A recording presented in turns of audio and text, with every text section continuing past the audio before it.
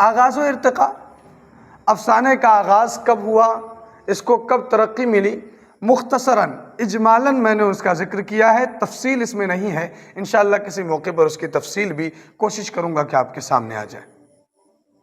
افسانے کا آغاز و ارتقاء 20ویں صدی عیسوی میں اس کا آغاز ہوا۔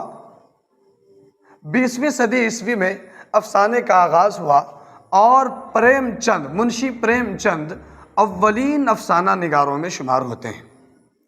ان کا پہلا افسانہ انمول رتن، یہ منشی پریم چند کا سب سے پہلا افسانہ ہے، اور سوز وطن یہ منشی پریم چند کے افسانوی مجموعے کا نام ہے۔